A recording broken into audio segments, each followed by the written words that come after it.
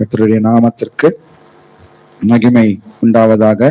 இந்த நேரத்திலும் கூட அடுத்த வார்த்தைகளுக்குள்ளாக நாம் கடந்து செல்வோம். 4 வார்த்தைகள் நாம் தியானிச்சிருக்கிறோம். இதுவரைக்கும் இயேசு கிறிஸ்து சிலுவையில மொழிந்த 4 வார்த்தைகளை நாம் தியானிச்சிருக்கிறோம். இன்னும் 5, 6, 7 3 வார்த்தைகள் உண்டு. இப்போ 5ஆம் வார்த்தை தியானிப்பதற்கு முன்பாக 6ஆம் வார்த்தையை தியானிச்சுட்டு அப்புறம் 5ஆம் வார்த்தைக்கு வரலாம். ஸ்தோத்திரம். 6ஆம் வார்த்தையை தியானிச்சு அதுக்கப்புறம் 5ஆம் வார்த்தைக்கு வரலாம்.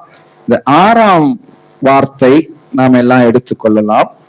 யோவானின் சுவிசேஷம் 19ஆம் அதிகாரம் 30ஆம் வசனம். யோவானின் சுவிசேஷம் 19ஆம் அதிகாரம் 30ஆம் வசனம். இந்த வசனத்தை வாசிக்கும்படியாக நம்ம மத்தியில இருக்கிற அன்பு சகோதரி பிரைசி, மன்னூர்பேட்டிலிருந்து வந்திருக்கிற பிரைசி எழுந்து நின்று சகோதரி வாசிப்பாங்க. நாம் யாவரும் கூட அதை கேட்போம்.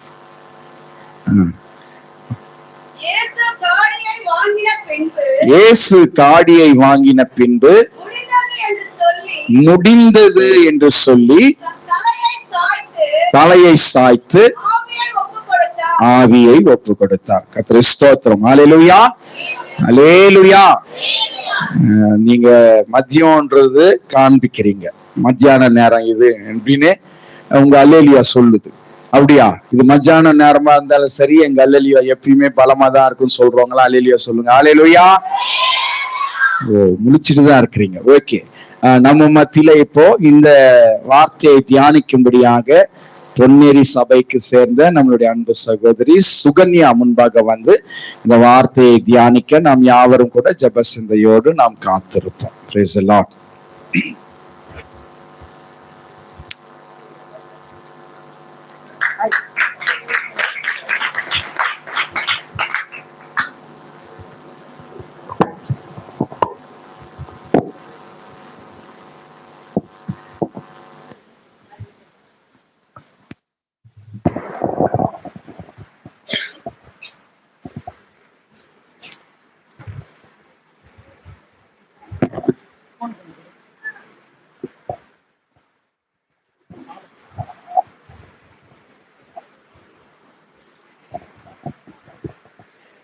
கர்த்தருடைய நாமத்திற்கு ஸ்தோத்திரம். ஹல்லேலூயா, ஹல்லேலூயா, ஹல்லேலூயா. நேற்றைய தினத்திலிருந்து உபவாச ஜபங்களில கூட கர்த்தர் ஒவ்வொருவரையும் அவ்வளவு அழகாக பலப்படுத்தி ஒவ்வொரு வார்த்தைகளை கொண்டு கர்த்தர் நிரப்பி கொண்டிருக்கிறார். ஏன்னா நான் ஃபர்ஸ்ட் நாள் வந்த உடனே அண்ணா வந்து எடுத்த அந்த 7 வார்த்தைகளை கொடுத்து அண்ணா வந்து விசுவாசத்தை பத்தி எடுத்தாரு. அது அப்படியே ரிப்பீட்டடா எடுத்து முடிச்ச வரைக்குமே நேற்று ஈவினிங் வந்த பிரேம்குமார் பாஸ்டரும் அப்படியே ரிப்பீட்டடா அண்ணா எடுத்த அந்த எஸ்தர் பத்தி, நெகேமியா பத்தி, சுரேஷ் அண்ணா எடுத்த அப்படியே அந்த யோசேப்பை பத்தி அப்படியே ஆவியானவர் வந்து ஒவ்வொரு காரியங்களுமே அப்படியே உறுதிப்படுத்தி கொண்டே இருந்தாரு.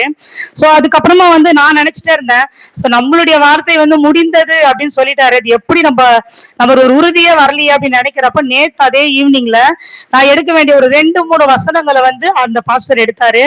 அது மட்டும் இல்லாம இன்னைக்கு காலையில புது பாஸ்டர் அவர் வந்த பிறகு கூட முடிந்ததுன்ற ஒரு காரியத்தை வந்து சொல்லி எடுத்தாரு. எதுக்காக இதை சொல்றேன்னா, ஆவியானவருடைய ஆளுகையும் ஆவியானவருடைய தேற்றுதலும் இருக்கும் பொழுது கர்த்தர் வார்த்தைகளை கொண்டு நம்மளை பலப்படுத்துவார். சரி, நம்ம காரியங்களுக்குள்ள செல்வோம். கண்களை மூடி. ஏசப்பா, இந்த நல்ல நாளுக்காக உமக்கு நன்றி சுவாமி.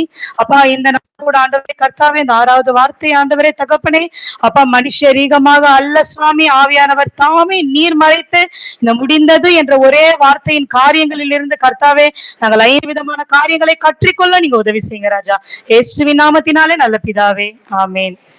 நேற்றுல இருந்து நம்ம வாசிக்கிறோம். மன்னிப்பின் வார்த்தை 1வது வார்த்தை எடுத்தாங்க. பிதாவே, இவர்களுக்கு மன்னியும், தாங்கள் செய்கிறது இன்னதென்று அறியாதிருக்கிறார்களே. 2வது காரியம் ரட்சிப்பின் வார்த்தையை குறித்து நம்ம பார்த்தோம்.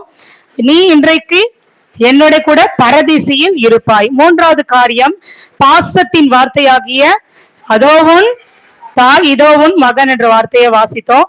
4வது வார்த்தை வேதனையின் வார்த்தை. தேவனே தேவனே ஏன் என்னை கைவிட்டீர்? ஐந்தாவது வார்த்தை பாத்தீங்கன்னா துன்பத்தின் வார்த்தையா வரும். ஆறாவது வார்த்தை வெற்றியின் வார்த்தை. இந்த முடிந்தது என்ற வார்த்தைக்கு இன்னொரு அர்த்தம் வந்து பாத்தீங்கன்னா வெற்றியின் வார்த்தை. ஏசப்பா பாத்தீங்கன்னா அந்த யோவான் எழுதின சுவிசேஷம் 19வது அதிகாரம் 30வது வசனத்துல வந்து பாத்தீங்கன்னா இயேசு காடியை வாங்கின பின்பு தலையை சாய்த்து ஆவியை ஒப்பு கொடுத்தார், முடிந்தது என்று சொல்லி. இந்த முடிந்தது அப்படின்னு நான் தியானிக்கிறப்போ எனக்கு முன்னாடி எல்லாம் தெரிஞ்ச வரைக்கும் முடிந்தது அப்படின்னா சிலுவையில வந்து அவர் எல்லாமே செய்து முடித்துட்டாரு, அவ்வளவுதான் தெரியும்.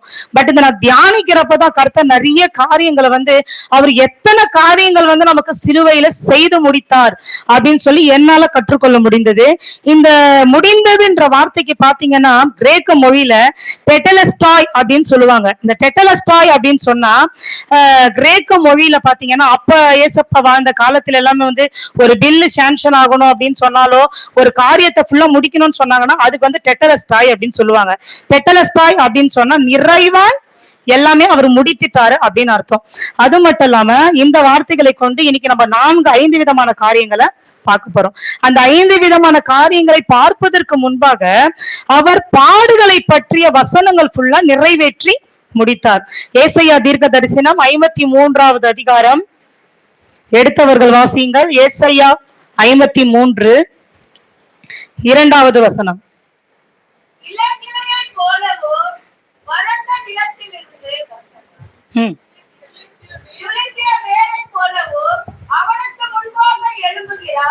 அவருக்கு அழகும் இல்லை, சௌந்தரியமும் இல்லை.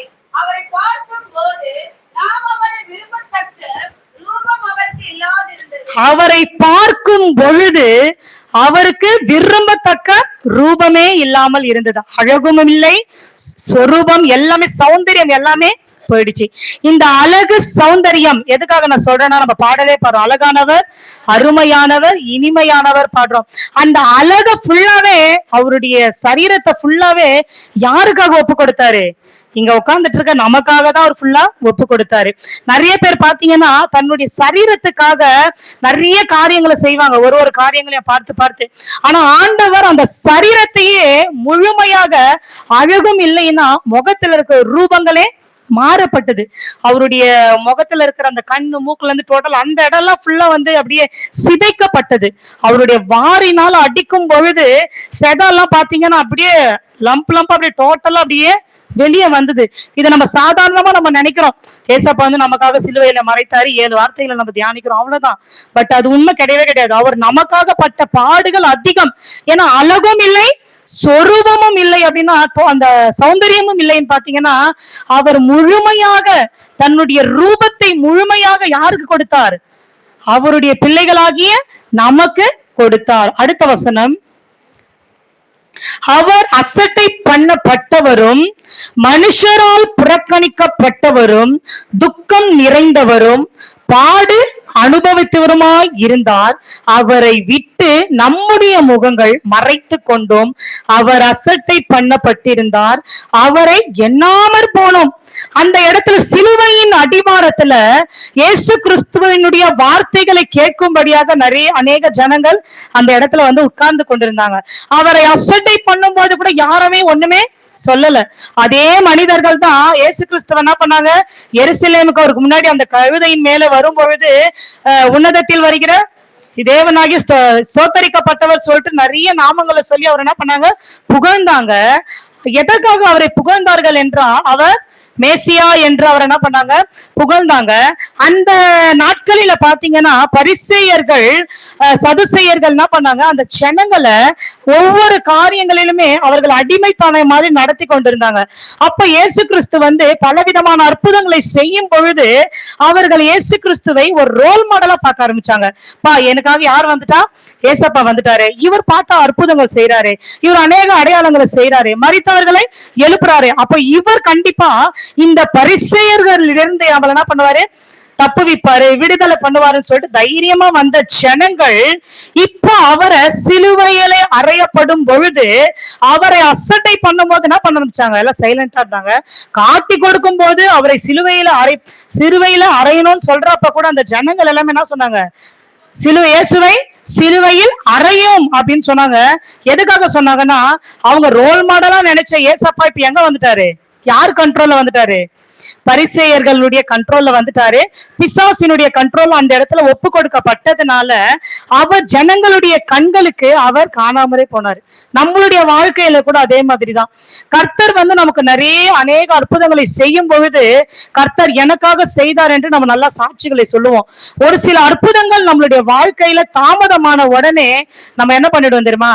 அந்த ஜனங்களை போலதான், மறுதளிக்கப்பட்ட ஜனங்களை போல, எனக்கு அவர் என்ன செஞ்சுட்டாரு, என் ஃபேமிலிக்கு என்ன செஞ்சுட்டாரு, 2026 நான் அவ்வளவு பெருசா என்ன சாதிச்சிட்டேன் அப்படின்னு சொல்லிட்டு நம்மளுடைய நாவே பேச ஆரம்பிக்கும். ஏன்னா யாக்கோபுல அழகா சொல்றாரு, துதித்தலும் சபித்தலும் ஒரே நாவிலிருந்து புறப்படுகிறது. ஆண்டவரை துதிக்கிறதும் எங்க துதிக்கிறோம்? ஆண்டவருடைய ஆலயத்துல துதிக்கிறோம். ஆலயத்தை விட்டு வெளியில போனவனையும் அதே நாவல யாரும் சபிக்கிறோம்? ஆண்டவர் படைத்த மனிதர்களை நம்ம என்ன பண்றோம்? சபிக்கிறோம். ஆண்டவர் தம்முடைய தேவ சாயலாகவே மனுஷனை சிருஷ்டித்தார். அப்படி இருக்கிறப்போ தேவ சாயலானவன் தான் மனிதன். அவர்களை நாம் சபிக்கவோ திட்டவோ நம்ம என்ன பண்ணக்கூடாது, அதிகாரமே நமக்கு கிடையவே கிடையாது. அடுத்த வசனம், சங்கீதம் எழுதின சங்கீதம் 22வது அதிகாரத்துல பாத்தீங்கன்னா, படிக்க வேணாம், அதுலயே பாத்தீங்கன்னா ஆண்டவர் முன்னாடியே தீர்க்க தரிசனமாக சொன்ன வார்த்தைகள் அப்படியே நிறைவேறப்பட்டது. ஏசப்பா பாத்தீங்கன்னா சிலுவையில அறையப்பட்ட உடனே யூதருக்கும் பிற இனத்தவருக்கும் உள்ள திரைகள் கிழிக்கப்பட்டது. யூதருக்கும் பிற இனத்திற்கும் உள்ள திரைகள் கிழிக்கப்பட்டது.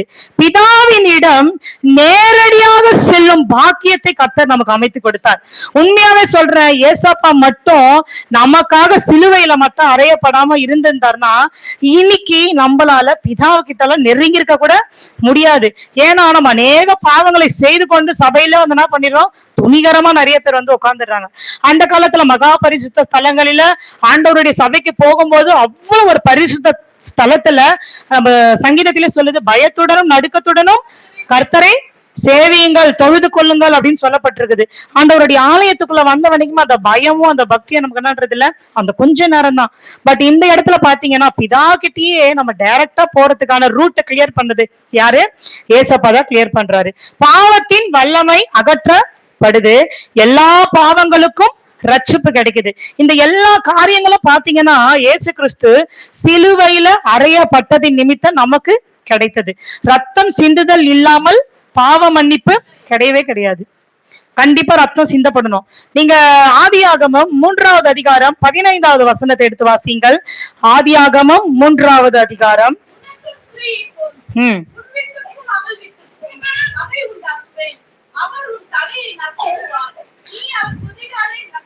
இந்த ஆதியாகமம் 3:15 தெளிவா சொல்லப்படுது, உனக்கும் உன் வித்துக்கும் அவன் வித்துக்கும் பகை உண்டாக்குவேன்.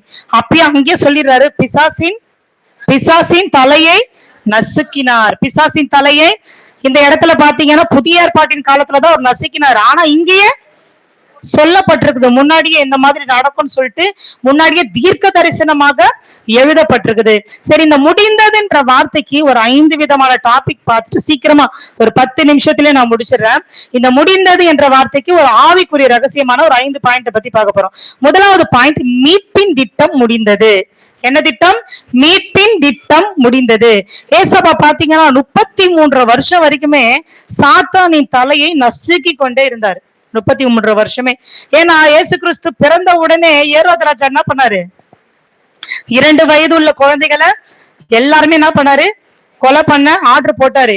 அப்பயும் இயேசு கிறிஸ்து என்ன பண்ணாரு, அந்த இடத்துல இருந்து ஆண்டவர் என்ன பண்ணாரு, பிதா என்ன பண்ணாரு, அவ்வளவு அழகாக பாதுகாத்தார். அப்பவே அவரோட ரத்தம் சிந்தப்பட்டிருந்ததுன்னா இன்னைக்கு நம்ம பாவிகளாகவே இருந்திருப்போம். இரண்டாவது காரியம் பாத்தீங்கன்னா, இயேசு கிறிஸ்து சபைகளில இயேசு கிறிஸ்து உபவாசம் இருந்து பிறகு 40 நாள் உபவாசம் கம்ப்ளீட் ஆன உடனே பிசாசானால் சோதிக்கப்படுவதற்காக தேவாலயத்தின் உட்பரிகையில் வேலை எடுத்துக்கொள்ளப்பட்டு தாள குதியும் அப்படின்னு சொன்னார். ஆண்டவர் என்ன பண்ணாரு, வசனத்தினால அடித்தாரு. தாள குதிச்சிருந்தாருன்னா அந்த பிளட் போயிருந்ததுன்னா நமக்கு இன்னைக்கு அது விலையேற பெற்ற ரத்தமா இருந்திருக்காது. அந்த இடத்துல இருந்து பிதாவானவர் என்ன பண்ணார், நம்மளை பாதுகாத்தார். அந்த இடத்துல இயேசு கிறிஸ்து வசனத்தை தெரிந்தவரா இருந்ததுனாலதான் அப்பாலேப்பா சாத்தானே அப்படின்னு அந்த இடத்துல சொன்னாரு. ஏன்னா வசனம் நமக்குள்ள தெரியணும். மூன்றாவது இடத்துல பாத்தீங்கன்னா ஏசாயா தீர்க்க தரிசனத்தை அவர் வாசிக்கிறப்போ ஜனங்க எல்லாருமே மேசியா வந்துட்டாரு, அது நாதான் அப்படின்னு டைரக்டா சொல்லிடுவாரு. சொன்ன உடனே ஜனங்கள் மூர்க்கம் அடைந்து அவர் மீது கல்லெறிய பார்க்கும்போது அவர் இந்த இடத்துல என்ன பண்ணுவாரு? விலகி செல்லுவார். என்ன பண்ணுவாரு? விலகி செல்லுவார். வேதத்துல பாத்தீங்கன்னா இந்த மாதிரி அநேக இடங்களில அவருடைய பிளட் சிதறாத அளவுக்கு பிதாவானவர் என்ன பண்ணார்? ஒவ்வொரு இடத்திலுமே பாதுகாத்தார். காரணம் எதற்காக தெரியுமா? இந்த ஏசாயா தீர்க்க தரிசனங்கள், இந்த சங்கீதம், இயேசு கிறிஸ்துக்கு முன்னாடியே சொல்லப்பட்ட சகரியாவுல சொல்லப்பட்ட தீர்க்க தரிசனங்கள் நிறைவேறுவதற்காக 33 வருடம் வரைக்கும் பிதாவானவர் இயேசு கிறிஸ்துவ என்ன பண்ணாரு?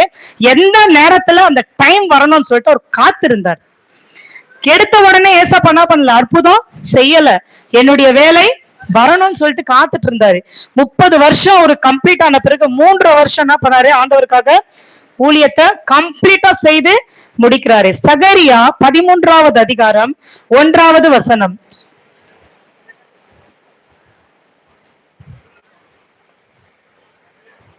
சகரியா 13:1. அந்நாளிலே பாவத்தையும் அழுக்கையும் நீக்க தாவீதின் குடும்பத்தாருக்கு எருசலேமின் குடிகளுக்கு திறக்கப்பட்ட ஒரு ஊற்று உண்டாயிருக்கும். திறக்கப்பட்ட ஒரு ஊற்று, சகரியாவிலேயே தீர்க்க தரிசனமாக சொல்லப்பட்ட ஊற்று. அந்த ஊற்று வேற எந்த ஊற்றுமே கிடையாது. சேவகன் இயேசு கிறிஸ்துவை விழாவினால் குத்தும் பொழுது அந்த இடத்துல இருந்து ஒரு ரத்தம் அப்படியே கடைசியாக அவருடைய சரீரத்திலிருந்து தண்ணீரும் வந்தது என்று நம்ம வேதத்தில் வாசிக்கிறோம். ஃபுல் பிளட், டோட்டலா சரீரத்தில் இருக்கிற மொத்த பிளட் அது ஊற்றால் பொழிந்ததை பத்தி நம்ம சகரியாவில வாசித்தது போர் சேவகன் குத்தும் போது நம்ம பாக்குறோம். அந்த போர் சேவகனே சரித்திரத்துல நீங்க எடுத்து பாத்தீங்கன்னா அவன் அந்த விழாவினால் குத்தின உடனே இவர் மெய்யாகவே இயேசு கிறிஸ்து என்று அவன் ரட்சிக்கப்பட்டு சரித்திரம் சொல்லுகிறது. அவன் பல இடங்களில சென்று ஆண்டவருக்காக ஊழியம் செய்தான் என்று நாம் தியானிக்கிறோம். அது மாத்திரம் இல்லாம சிலுவையில பாத்தீங்கன்னா மற்றவர்களுடைய கால் எலும்புகள் முறிக்கப்பட்டது, இயேசுவின் காலோ முறிக்கப்படவில்லை. சங்கீதம் 34வது அதிகாரம் 20வது வசனம்.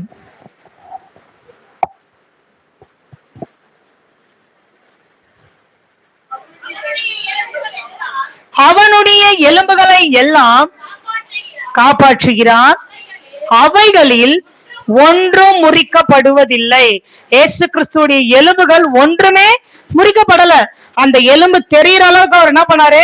ஃபுல்லாவே நமக்காக சரீரத்தை ஃபுல்லா இழந்து ரத்தத்தை ஃபுல்லா இழந்து. கொஞ்சம் யோசிச்சு பாருங்களேன், நமக்கு சின்னதா ஒரு கத்திலியோ ஒரு சின்னதா ஒரு அடி பட்டுடுச்சுன்னா நம்மளால தாங்கவே முடியல. கொஞ்சம் பிளட் போனோம், ஐயோ இவ்வளவு பிளட் போகுது அப்படின்னு நம்ம நினைக்கிறோமே. ஆண்டவர் முழு சரீரத்துமே அவருடைய உடம்புல உள்ள மொத்த பிளட் தண்ணி வர வரைக்கும் நமக்காக குத்துருக்கிறாருன்னா இந்த உலகத்துல நமக்கு வேற யாரால கொடுக்க முடியும்? தாய் தகப்பன் நம்ம சொந்தக்காரங்க யாராலுமே செய்ய முடியாததை உனக்காகவும் எனக்காகவும் 2026 வருடங்களுக்கு முன்பாக இயேசு கிறிஸ்து சிலுவையிலே செய்து முடித்தார். ஹல்லேலூயா. மீட்பின் திட்டத்தை அவர் என்ன பண்ணாரு? கரெக்டா செய்து முடித்தார். அது மட்டும் இல்லாம இரண்டாவது பாத்தீங்கன்னா இயேசுவின் ஊழியம் முடிந்தது. இயேசுவின் ஊழியம் முடிந்தது. இந்த இயேசுவின் ஊழியம் முடிந்ததுன்னு பாத்தீங்கன்னா ஏசப்பா கிட்டத்தட்ட பாத்தீங்கன்னா ஒரு 21 ஊழியங்களை நமக்காக செய்து முடித்தார். எத்தனை ஊழியங்களை செய்து முடித்தார்? 21 வகையான ஊழியங்களை நமக்கு தெரிந்த வரைக்கும் அவர் செய்து முடித்தார். ஃபர்ஸ்ட் பாத்தீங்கன்னா பாவிகளை ரட்சிக்க வந்தார், இழந்து போனவைகளை தேடவும் வந்தார், கெட்டு போனதை இயேசு ரட்சிக்க வந்தார், தமது ஜீவனை கொடுக்க வந்தார். இரண்டாவது பிசாசின் கிரியையை அழிக்க வந்தார். பாத்தீங்கன்னா நிறைய காரியங்களை எதுக்காக வந்தாரு? நமக்காக வந்தாரு. அவர் 33 வருடம் வரைக்கும் பிதாவானவர் செய்த காரியங்களை ஊழியங்களை அவர் நிறைவாக செய்து முடித்தார். ஏன்னா இயேசு கிறிஸ்து பாத்தீங்கன்னா எபிரேயர் 9வது அதிகாரம் 12வது வசனம். வெள்ளாட்டுக்கடா இளங்காலை இவைகளுடைய இரத்தத்தினாலே அல்ல, தம்முடைய சொந்த இரத்தத்தினாலும் ஒரே தரம் மகா பரிசுத்த ஸ்தலத்திலே பிரவேசித்து நித்திய மீட்பை உண்டு பண்ணினார். ஹல்லேலூயா, ஹல்லேலூயா. வெள்ளாட்டுக்கடா காளை நம்ம பாஸ்டர் சொல்லியிருந்தாரு, காளைகள் வெள்ளாட்டு கடை பாத்தீங்கன்னா இதுலதான் வந்து பலிகள் எல்லாமே யார் செலுத்தினா? அப்ப உள்ள நியாய பிரமாணத்தின் படி உள்ள ஜனங்கள் எல்லாருமே செலுத்தினார்கள். உண்மையாவே சொல்றேன், இயேசு கிறிஸ்து மட்டும் வராம இருந்தாருன்னா இன்னைக்கு எத்தனை வெள்ளாட்டு கடை, எத்தனை காளைகள் பலியாக்கப்பட்டிருக்கோமோ, அனிமல்ஸுடைய ஜீவங்களே ஃபுல்லாவே அழிக்கப்பட்டிருக்கும். ஏன்னா எல்லா மனுஷனும் பாவம் பண்ணிட்டு என்ன பண்ணிட்டு இருப்பான்? ஒரு வெள்ளாட்டு கடை, ஒரு காலை, ஒரு புறா எத்தனை என்ன பண்ணிடுவான்? பலிபீடத்துல பலி செலுத்திட்டு முடிச்சிருப்பான். இந்த காளைகள் வெள்ளாட்டு கடாக்கு பதிலாக அடிக்கப்பட்ட தேவ ஆட்டு குட்டியாக உன்னுடைய பாவங்களுக்காக, என்னுடைய பாவங்களுக்காக அவர் சிலுவையில மரித்தார். ஹல்லேலூயா, ஹல்லேலூயா. தன்னுடைய சொந்த ரத்தத்தினாலும், யாருடைய ரத்தம்? தன்னுடைய சொந்த ரத்தத்தினாலே அவர் என்ன பண்ணாரு? நமக்காக ஒரு சிலுவையில அறைக்கப்பட்டார். அது மாத்திரம் இல்லாம மத்தேயு 18வது அதிகாரம் 14வது வசனம். மத்தேயு 18:14. இந்த சிறியரில் ஒருவனாகிலும் கெட்டு போவதும் பரலோகத்தில் இருக்கிற உங்கள் பிதாவின் சித்தம் அல்ல. இயேசு கிறிஸ்து எதற்காக இந்த உலகத்திற்கு வந்தார்? நம்ம நிறைய காரியங்கள் நம்ம பார்த்தோம். இந்த சிறியரில் ஒருவனாகிலும் கெட்டு போவது பரலோகத்தில் இருக்கிற உங்கள் பிதாவின் சித்தம் அல்ல. இதுதான் உண்மையே. யாருமே கெட்டு போக கூடாது. இருக்கிற சிறு பிள்ளைகள், பெரியவர்கள், இப்ப வர்றவங்க, ரட்சிக்கப்பட்டவங்க, சின்ன வயசுல இருந்து கிறிஸ்டினா இருக்கிறவங்க, யாருமே கெட்டு போக கூடாது. எல்லாருமே எங்க வரணும்? பரலோகத்திற்கு வருவதுதான் யாருடைய சித்தமாக இருந்தது? பிதாவின் சித்தமா இருந்ததினால்தான் அவருடைய சொந்த குமாரனாகிய இயேசு கிறிஸ்துவை அவர் பலியாக கொடுத்தார். ஹல்லேலூயா, ஹல்லேலூயா. அடுத்த 3வது பாயிண்ட் பாத்தீங்கன்னா, முழு கிரயமும் செலுத்தப்பட்டு முடிந்தது. முதலாவது பாயிண்ட் மீட்பின் திட்டம் நிறைவேறி முடிந்தது, வாசித்தோம். 2வது இயேசு கிறிஸ்து செய்த ஊழியத்தை பத்தி பார்த்தோம். 3வது முழு கிரயமும் செலுத்தப்பட்டு முடிந்தது. கிரயம் அப்படின்னு சொன்னா எதுக்காக நம்ம ஆர்டர் வாங்கினாரு? ரத்தத்தினால நமக்கு விலைக்கு வாங்கினதுதான் கிரயம் அப்படின்னு நம்ம சொல்லுவோம். மரணத்தை தன் சரீரத்துல என்ன பண்ணாரு? முழுசா அவர் நிறைவேற்றினார். மரணத்தை தன்னுடைய சரீரத்துல முழுமையாக நிறைவேற்றினார். அது மாத்திரம் இல்லாம யோவான் 19:30 வந்து இப்படி சொல்லுதுல, முடிந்தது, எல்லாமே முடிந்தது அப்படின்னு சொல்றாங்கல்ல. நம்மளுடைய வாழ்க்கையில நம்ம இப்படி யோசிச்சு பார்ப்போம். கடன் பிரச்சனைகளால, பிசாசின் பிடிகளினால, வியாதியினால, இந்த வியாதியில இருந்து எனக்கு ஒரு விடுதலை கிடைக்குமா? இந்த கடன் பிரச்சனையில இருந்து எனக்கு ஒரு மீட்பு உண்டாகுமா? இந்த சாபத்தில இருந்து என்னுடைய வாழ்க்கை மாறுமான்னு சொல்லி அநேக காரியங்களும் நம்ம எதிர்பார்த்து கொண்டிருந்தோமானால், உங்களை கடன் கேட்கிறவர்களுக்கு முன்பாக நீங்க சொல்லுங்க, யோவான் 19:30 வசனத்தில் சொன்னது பதில, என் இயேசு எல்லாமே சிலுவையில் செய்து முடித்தார். ஹல்லேலூயா. இந்த கடன் பிரச்சனைக்காக, என்னுடைய சாபத்திற்காக, என்னுடைய வியாதிக்காக, என்னுடைய தரித்திரத்திற்காக அவர் அன்றைய தினத்திலே அவர் சிலுவையிலே எல்லாம் செய்து முடித்தார். ஹல்லேலூயா. அது மட்டும் இல்லாம அவர் சிலுவையில செய்து முடித்ததுனாலதான் இன்னைக்கு தண்டனைகள், இந்த உலகத்திலேயே மிகப்பெரிய தண்டனையை பாத்தீங்கன்னா மரண தண்டனை தான். ஆயுள் தண்டனை இருக்கிறவங்க கூட ஜெயில இருந்துருவாங்க. 3 வேளையும் அவங்களுக்கு என்ன கொடுத்துருவாங்க? சாப்பாடு கொடுத்துருவாங்க. அவங்க அங்கேயே நல்லா வீட்டுல இருந்தா கூட வேலைக்கு எல்லாம் போனோம். ஜெயில இருந்தா வேலைக்கு போற வேலையே கிடையாது. அவங்க செய்யற வேலையை செஞ்சுட்டு இருந்தலாம். ஆனா மரண தண்டனைன்றது கொடுமையானது. தூக்குல போடுறது, இப்ப போடுறது அது ஈஸி. ஆனா சிலுவை அறையப்படுவது என்றது ரொம்ப ரொம்ப ரொம்ப கடினம். ஏன்னா அந்த இடத்துல பாத்தீங்கன்னா வெறும் அவர் சிலுவையில மட்டும் அறையப்படல. ஜனங்க என்ன பண்ணாங்க? அந்த ராத்திரியில இருந்து அவர் என்ன பண்ண ஆரம்பிச்சாங்க? காரி துப்பி திட்டி அவமானப்படுத்தி, அது இல்லாம அவருடைய சரீரத்துல பலவிதமான காயங்களை உண்டு பண்ணி அவரை கொடூரமான ஒரு முறையில கொலை செய்தார்கள் தான் நம்ம சொல்ல முடியுமே. ஏன்னா அவ்வளவு கடினப்படுத்துறாங்க. இதெல்லாம் யாருக்காக செய்தார்? யாருக்காக செய்து முடித்தார்? நமக்காக செய்து முடித்தார். 4வது காரியம், நியாய பிரமாண காலம் முடிந்தது. நியாய பிரமாண காலம் முடிந்தது. இந்த நியாய பிரமாண காலத்துல பாத்தீங்கன்னா லேவியர் ஆகமம்லயே 614 கட்டளைகளை கொடுத்திருப்பாரு மோசே. எத்தனை கட்டளைகள்? 614 கட்டளைகளை கொடுத்திருப்பாரு. அந்த கட்டளைகள் எல்லாமே கடைபிடிக்கணும் அப்படின்னா இந்த காலகட்டத்துல ரொம்ப ரொம்ப ரொம்ப கஷ்டம். ஏன்னா அப்ப இருந்த சட்ட திட்டங்கள் எல்லாமே கண்டிப்பா இப்ப நம்மளால கடைபிடிக்கவே முடியாது. இந்த நியாய பிரமாணத்தை உடைப்பதற்காகவே அவர் சிலுவையிலே நமக்காக வெற்றி சிறந்து முடித்தார். ஹல்லேலூயா, ஹல்லேலூயா. இந்த நியாய பிரமாணம் காலம் முடிந்து என்ன காலம் புதுசா வந்துச்சுன்னு பாத்தீங்கன்னா, கிருபையின் காலம், சபையின் காலம். கிருபையின் காலம், சபையின் காலம். நம்ம எந்த காலத்துல வாழ்ந்து கொண்டிருக்கிறோம்? கிருபையின் காலத்துல. எந்த காலத்துல வாழ்ந்து கொண்டிருக்கிறோம்? கிருபையின் காலத்துல. தேவன் ஒவ்வொரு நாளுமே நம்மளை கிருபையாய் பாதுகாத்து கொண்டு வருகிறார். நம்ம ஒவ்வொரு நாளும் ஜீவனோட இருக்கிறோம்னா நம்ம பரிசுத்தமா இருக்கிறோம், நம்ம பர்ஃபெக்டா இருக்கிறோம் கிடையவே கிடையாது. அவருடைய கிருபையினாலும் அவருடைய தயையினாலும் நம்மளை ஒவ்வொரு நாளும் என்ன பண்றாரு? பாதுகாத்து கொண்டு வருகிறார்.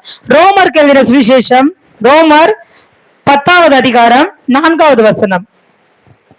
விசுவாசிக்கிற எவனுக்கும் நீதி உண்டாகும்படியாக கிறிஸ்து நியாய பிரமாணத்தின் முடிவாயிருக்கிறார். நியாய பிரமாணத்துக்கு முடிவே யாரு? இயேசு கிறிஸ்து.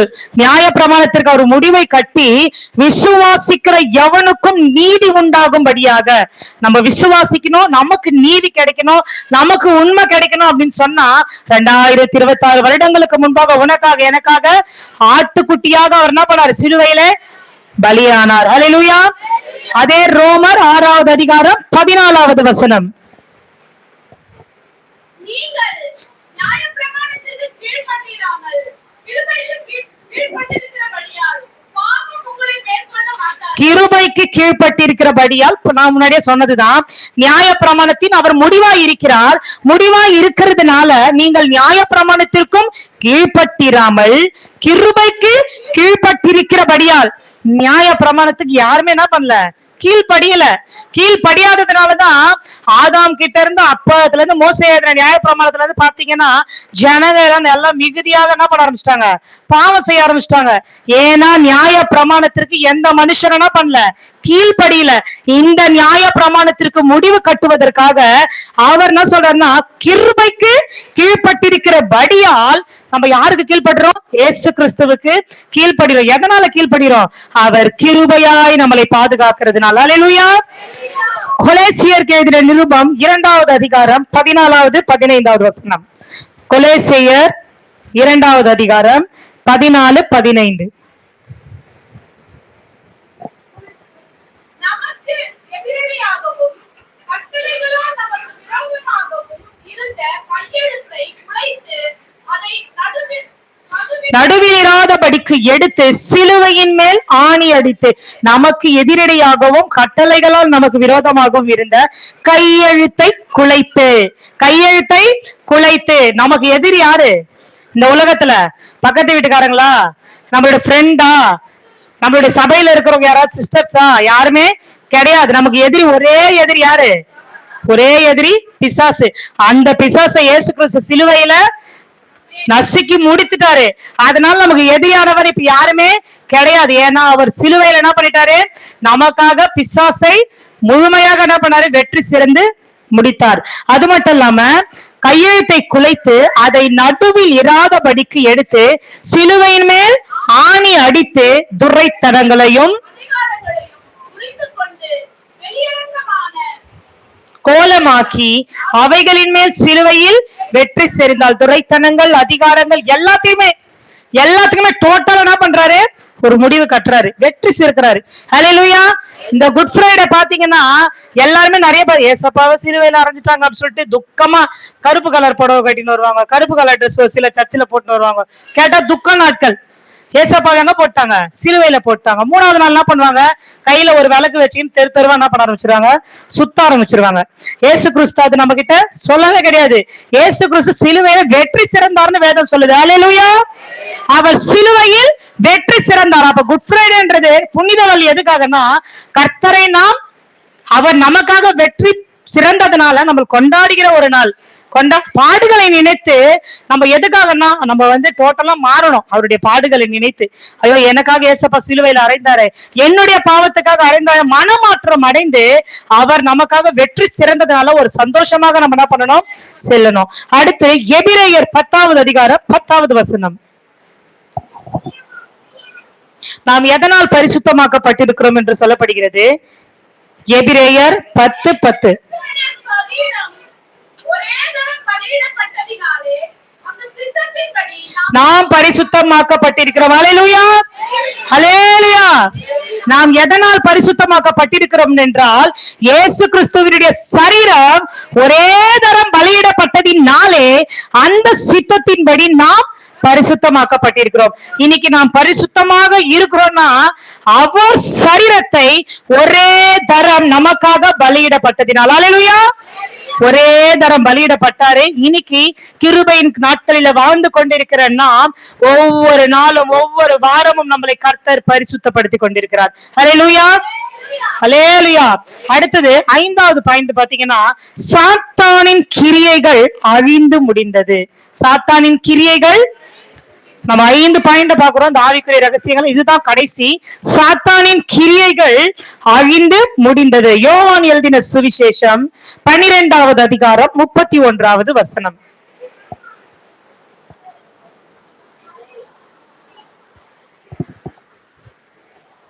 இப்பொழுது இந்த உலகத்திற்கு நியாய தீர்ப்பு உண்டாகிறது. இப்பொழுதே இந்த உலகத்தின் அதிபதி புறம்பாக இப்பொழுதே இந்த உலகத்துக்கு நியாய தீர்ப்பு உண்டாயிருக்கிறது. இப்பொழுதே இந்த உலகத்தின் அதிபதி புறம்பாக தள்ளப்படுவான். ஹல்லேலூயா, ஹல்லேலூயா. அவர் சிலுவையில் வெற்றி சிறந்ததினால அதிபதி, அதாவது யாரு, பிசாசனவனா பண்றான், புறம்பாக தள்ளப்படுகிறான்.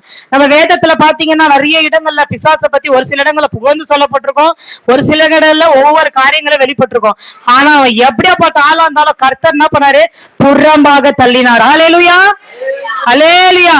ஏன், எதனால் அவர் புறம்பாக தள்ளினார் என்றால், பிசாசின் கிரியைகள் அழித்து முடித்தார். பாதாளத்தையும் வென்றார்.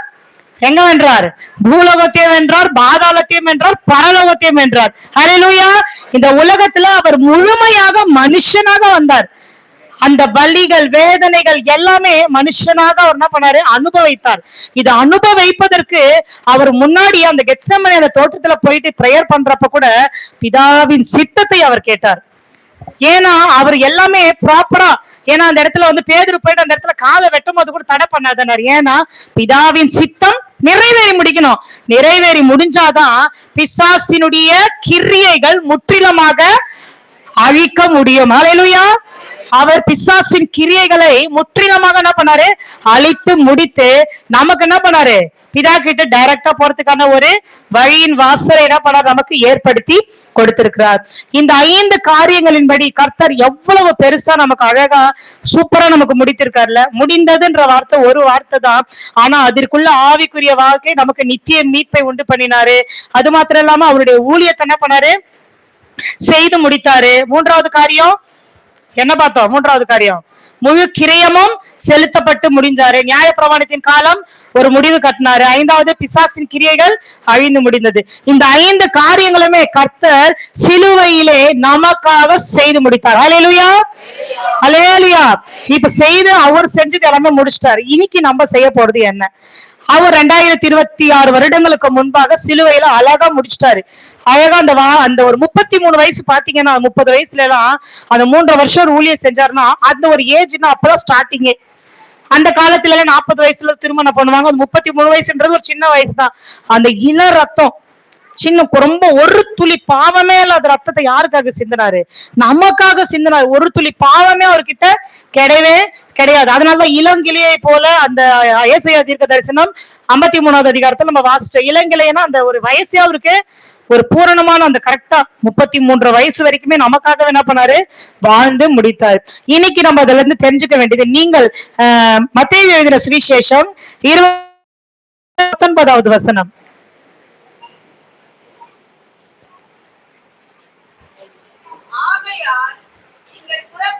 நீங்கள் புறப்பட்டு போய் சகல ஜாதிகளையும் சிஷ்யராக்கி பிதா குமாரன் பரிசுத்தாவியின் நாமத்தினாலே அவர்களுக்கு ஞானஸ்நானம் கொடுத்து நான் உங்களுக்கு கட்டளையிட்ட யாவையும் அவர்கள் கை கொள்ளும்படி அவர்களுக்கு உபதேசம் பண்ணுங்கள். ஹல்லேலூயா. அவர் செய்தார். 33 வயதுல ஆண்டவர் செய்த எல்லா காரியங்களுமே, எல்லா கஷ்டங்கள், எல்லா பாடுகளையும் எல்லாம் சகித்து அவர் முடித்தார். இன்னைக்கு கர்த்தர் நம்ம கிட்ட சொல்ல வேண்டியது, அவர் செய்து முடித்தது நமக்கு எத்தனை வயசு இருக்குது? ஒவ்வொருத்தருக்கும் ஒரு வயசு இருக்கும்.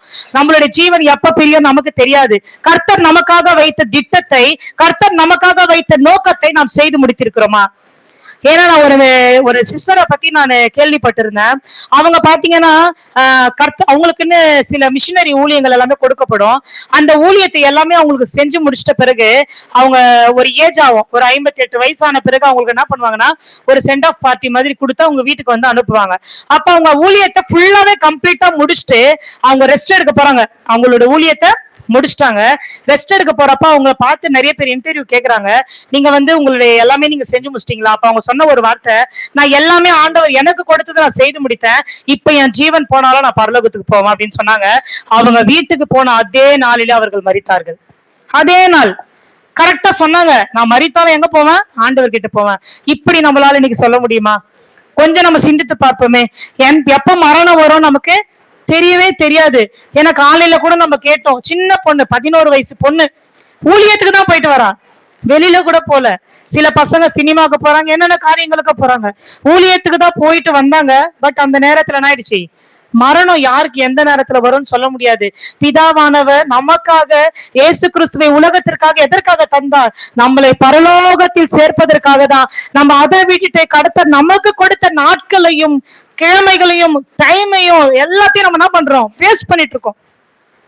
அவர் என்ன சொல்றாரு? நான் உங்களுக்கு கட்டளையிட்ட யாவையும் அவர்கள் கை கொள்ளும்படி அவர்களுக்கு உபதேசம் பண்ணுங்கள். யாருக்கு உபதேசம் பண்ணணுமா? நம்ம தெரிஞ்சுக்கணும்ல இயேசுவை பத்தி. நிறைய பேர் தெரியாம இருக்கிறாங்களா, அவர்களுக்கு போய் நம்ம என்ன பண்ணணும்? உபதேசம் பண்ணணும். சீரியஸ்லி சொல்றேன், அன்னைக்கு 2011 ஆண்டவர் பற்றிய உபதேசம் ஏசிய சபையின் மூலமாக எனக்கு வரவில்லை என்றால் இன்னைக்கு உங்க முன்னாடி நின்று நான் பேசியிருக்கவே முடியாது. உபதேசம் எங்கெங்க கேட்கப்படுகிறதோ, எங்கெங்க சொல்லப்படுகிறதோ, அநேக பேர் ரட்சிக்கப்பட்டு சபைக்கு வருவார்கள். நம்ம மட்டும் ரட்சிக்கப்பட்டா போதும், நம்ம குடும்பம் மட்டும் பரலோகத்துக்கு போகணும்னு நினைக்கவே கூடாது. இன்னைக்கு உங்களுடைய வயது எந்தெந்த வயது இருக்குன்னு எனக்கு தெரியாது, ஆனா உங்களுக்குன்னு ஒரு வயது முடிகிற வரைக்கும் இருக்கும். ஏசப்பா, இந்த நாள்ல இருந்து ஆண்டவரே, நீர் எங்களுக்காக 21 ஊழியங்களையும் செய்து முடிச்சீங்களே, எங்களுக்காக முழு கிரியத்தை நீங்க கொடுத்தீங்களே, எங்களுக்காக அநேக காரியங்களை செஞ்சீங்களே, உங்களுக்காக ஆண்டவரே இந்த 2026 நாங்க இந்த நாள்ல ஒரு பொருத்தனை நாங்க எடுத்துக்கிறோம் ஆண்டவரே, ஒரு ஒப்புரவு ஆகுறோம் ஆண்டவரே. நாங்க எங்களுடைய ஏஜ் முடிகிற வரைக்கும் எங்களுக்காக நீங்க என்ன காரியங்களை வைத்திருக்கிறீரோ அந்த காரியங்கள் நாங்க செய்து முடிப்போம் என்று நம்ம என்ன பண்றோம்? ஒரு பொருத்தனையோடு இந்த இடத்தை விட்டு நம்ம என்ன பண்ணோம்? கிளம்பணும். ஒவ்வொரு வாட்டியும் வந்து நம்ம ஃபாஸ்டிங் பிரேயர் உட்காருது பெரியதல்ல. இங்க இருந்து நம்ம போகும் பொழுது கர்த்தருக்காக அவர் சொல்றார், உனக்காக நான் மரித்தேனே, எனக்காக நீ என்ன செய்தாய்? உனக்காக முழு கிரேத்தையும் கொடுத்து முடிச்சிட்டாரு. அவருக்காக நம்ம என்ன செய்யறோம்? ஞாயிற்றுக்கிழமை மட்டும் சர்ச்சுக்கு வந்தா போதாது, வருடத்துல நடக்கிற 3 நாள் உபவாச பிரேயருக்கு வந்தா போதாது, அனுதின வாழ்விலும் நம்ம ஆண்டவருக்காக எப்படி பிரியாரிட்டி நம்ம தரோம், இதுதான் முக்கியமே. அனுதினமும் நம்ம வேத வாசிக்கிறோமா? அனுதினமும் நம்ம ஜெபிக்கிறோமா? சுவிசேஷம் என் தலையில் விழுந்த கடமை. சொல்லலைன்னா எனக்கு ஐயோ, சுவிசேஷத்தை நம்ம என்ன பண்ணணும்? சொல்லணும். சொல்லலைன்னா கூட பரலோகத்துல சீட்டு கிடையவே கிடையாது. இவ்வளவு காரியங்களையும் இந்த நியாய பிரமாணத்தை உடைச்சாரு, சாத்தான் கிரிகள் அழிச்சாரு, மீட்பின் திட்டத்தை உண்டு பண்ணாரு, ஊழியத்தை செஞ்சு முடித்தாரு. எல்லா காரியங்களும் எதுக்காக செஞ்சாரு? பிதா கிட்ட நம்ம நேரடியா செல்வதற்காக. இவ்வளவு வழியை உண்டு பண்ணின தேவனுக்கு முன்பாக நாம் பாவிகளா இருந்தோமானால் அவர் சிலுவையில சிந்தின ரத்தம் வீணா போக கூடாது. அல்லேலூயா. அந்த ரத்தம் யாருக்காக? நம்ம மேல போறதுக்காக தான். நம்ம அங்க போகாம உலக காரியங்கள், உலக சிற்றின்பங்கள் எல்லாத்துக்குமே நம்ம ஓடிட்டு இருந்தோம்னா, ஏசப்பா இன்னைக்கு உங்களை பார்த்து கேட்கிறாரு, உனக்காக நான் மரித்தேனமா? உனக்காக நான் சிலுவையில நான் சிந்தின ரத்தம் வீணா போதான்னு உன்னை பார்த்து கேள்வி கேட்டாருன்னா இன்னைக்கு நம்மளுடைய பதில்கள் எப்படியா இருக்கும்? எல்லாமே இந்த சிலுவை தியானங்கள் 7 வார்த்தைகளுமே கர்த்தர் நமக்காக அவர் செய்து முடித்தார். அவர் செய்து முடித்ததுனால இன்னைக்கு நம்மளுடைய வாழ்க்கையில இந்த உபவாச நாளிலே ஆண்டவரே, நாங்களும் எங்களுக்காக நீங்க செய்த காரியங்களை செய்து முடிக்கிறவர்களாக இருக்கணும். எல்லா தலைகளை தாழ்த்தி, இயேசுப்பா உமக்கு ஸ்தோத்திரம் ஸ்தோத்திரம் ஸ்தோத்திரம் ஸ்தோத்திரம் ஸ்தோத்திரம் ஸ்தோத்திரம் ஸ்தோத்திரம் அப்பா. அப்பா, இந்த நல்ல நாளுக்காக உமக்கு நன்றி நன்றி நன்றி நன்றி நன்றி ராஜா. அப்பா, நீர் எங்களுக்காக சுவாமி அப்பா சிலுவையில அப்பா ஆண்டவரே கர்த்தாவே சாபத்தையும் தரித்திரத்தையும் வியாதியையும் ஒவ்வொரு காரியங்களும் எங்களுக்காக நீர் முடித்தீரே. அப்பா, நீர் எங்களுக்காக சிலுவையில வெற்றி சிறந்திரே. அப்பா, உமக்கு நன்றி ராஜா. அப்பா, இந்த நாள் அந்த மீட்பின் திட்டத்தை நாங்கள் முடித்து அப்பா நாங்களும் ஆண்டவரே கர்த்தாவே தகப்பனே பரலோகத்தில் ஆண்டவர் உம்மிடத்தில் ஆண்டவரே நாங்கள் பிதாவின் இடத்துல நாங்கள் தரிசிக்க எங்களுக்கும் நீர் ஏற்படுத்தி தரப்போகிற தயவிற்காக உமக்கு நன்றி ராஜா. அப்பா, அது மாத்திரம் இல்லாம ஆண்டவர் இந்த வார்த்தைகளை கேட்ட ஒவ்வொரு பிள்ளைகளுடைய இருதயத்தோடு நீங்க பேசுங்க ஆண்டவரே. ஒவ்வொரு இருதயங்களை கிரியைகளை செய்வீராக ஆண்டவரே. ஒரு உணர்வுள்ள இருதயத்தை தருவீராக ஆண்டவரே. இதோ பேதுரு ஆண்டவருடைய வார்த்தையை கேட்ட பொழுது இருதயம் குத்தப்பட்டவனாகி தன்னுடைய இருதயத்தை ஒப்பு கொடுத்தான் என்று நாம் வாசிக்கிறோமே. ஒவ்வொரு இருதயங்களும் குத்தப்பட்டதாக ஆண்டவரே ஒரு மாறுதலின் உள்ளங்களாய் நீர் மாற்றப் போகிற தயவிற்காக உமக்கு நன்றி ராஜா. இந்த நாள் ஆண்டவரே கர்த்தாவே தகப்பனே வார்த்தைகளை கேட்ட ஒவ்வொரு பிள்ளைகளையும் ஆசீர்வதிங்க. எல்லா துதிகன மகிமை ஒருவருக்கே செலுத்துகிறோம் இயேசுவின் நாமத்தினால் நல்ல பிதாவே, ஆமென். அவர் சிலுவையை எடுத்தார், நம் எதிரியை அடித்தார், நம் கரத்தை பிடித்தார், தன் ஜீவனை கொடுத்தார். அவர் சிலுவையை எடுத்தார், நம் எதிரியை முடித்தார், நம் கரத்தை பிடித்தார், நித்திய ஜீவனை கொடுத்தார். முடிந்தது, முடிந்தது. எல்லாம் எனக்காய் செய்த முடிந்ததா, முடிந்தது. எல்லாம் எல்லாம் செய்த முடிந்ததா,